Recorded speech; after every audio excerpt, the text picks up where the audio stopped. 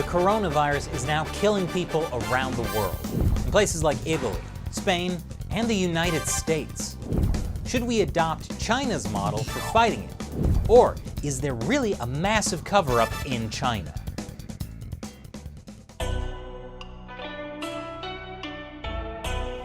Welcome back to China Uncensored. I'm Chris Chappell. The coronavirus, or the CCP virus as I'm calling it, because the Chinese Communist Party's cover-up is what allowed it to spread back in December and January.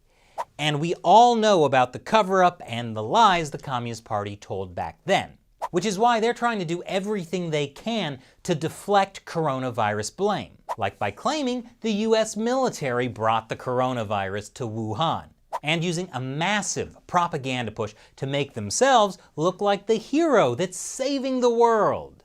So given their history of lies and propaganda about the coronavirus outbreak, would it really surprise you to learn that the Communist Party is still lying and covering things up now? After all, the Communist Party needs to maintain their narrative of being the world's hero.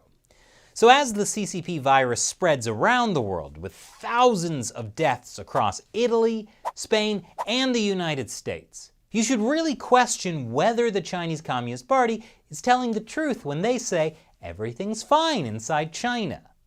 Even Wuhan, where the CCP virus started, supposedly has no new cases, thanks to the success of strict measures. They're lying. And it turns out anyone who can do basic math can figure out that they're lying. The official data from the Chinese government claims that about 3,300 people have died in China from the coronavirus since the outbreak began in December. That's the number for the entire country. But the word from people inside China tells a different story. A recent article in Caixin magazine included an interview with a truck driver in the city of Wuhan on March 26th. The driver said that he had loaded up 2,500 ash-filled urns and delivered them to a funeral home in Hankou district, and that he did the same number the day before. So that's 5,000 urns in 2 days from one funeral home, in one city, in a country that claims only 3,300 people have died from the coronavirus in the past 3 months. Now sure, some of those urns could represent natural deaths.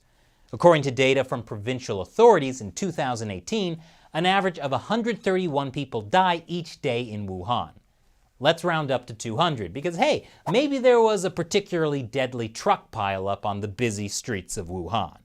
We're still talking about more urns on this truck in 2 days than the official coronavirus death toll in all of China in 3 months. This is a lot of dead people. Yes, each cardboard box is one urn. And according to Caixin, there are 3,500 urns in this photo. I've given just one example from one funeral home, so I hope by this point you're thinking, something fishy is going on. What's the real death toll from the CCP virus across China? Well, probably nobody knows the exact number, because there are lots of great ways to cover up the death toll. And some of them work so well that officials can no longer keep track even if they wanted to. One way to cover up the death toll is force people to stay in their homes. Don't actually test them. If they die, they were never tested for the CCP virus, so they don't count in the official statistics. Back in January and February, reporters inside China had documented multiple cases of this exact thing happening. Patients died of the coronavirus, but they were never officially tested. A second way to cover up the death toll is, if someone dies of complications from the CCP virus or had an underlying condition, doctors are encouraged to write that as the cause of death. Like it'll say severe pneumonia or heart disease instead of the coronavirus. This also doesn't get counted in the official statistics. For a long time, China has done this with flu deaths too. That's one reason that China reports extremely low numbers of deaths from the flu, only dozens of cases a year. By contrast, the US government uses statistical modeling to estimate the number of influenza-associated deaths in America each year, which is usually in the tens of thousands. This is why I say don't trust official Chinese government statistics. There are so many ways to manipulate them. A third way to cover up the CCP virus death toll is blatant censorship. China's most popular social media app, WeChat, has been censoring user-posted content related to the coronavirus since January. A fourth way is authoritarian pressure. The official party line since mid-March has been that the spread of the virus has been basically curbed in Hubei province and the city of Wuhan, the original epicenter. So imagine you're a local official in Wuhan, and you see that people in your district are continuing to die from the coronavirus at an alarming rate. Or even worse, it looked like things were getting better, but now they're getting bad again. You can either A, tell the higher-ups that a lot more people are dying and dear leader Xi Jinping's official narrative is wrong, or B, keep your fool mouth shut and sweep the ashes under the rug. I think they're all choosing option B, so they can keep their jobs and their lives. This is the reality of being a local official in an authoritarian regime. You're forced to toe the party line.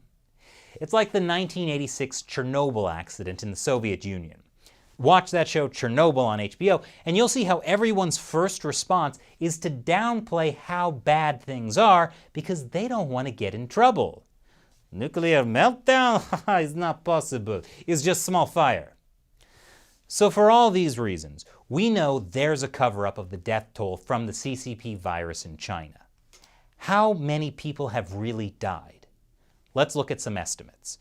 I've seen reports that China has lost 21 million mobile phone subscribers in the past 3 months, and maybe this means they're all dead. That's probably not what's happening. According to official data, the number of mobile phone lines dropped from 1.6 billion to 1.579 billion. Going from 1.6 billion down to 1.579, that's about 21 million fewer phone lines. But even 1.579 billion is vastly more phone lines than people in China, including babies. Which is to say, a lot of people have more than one mobile phone, or more than one SIM card in each phone.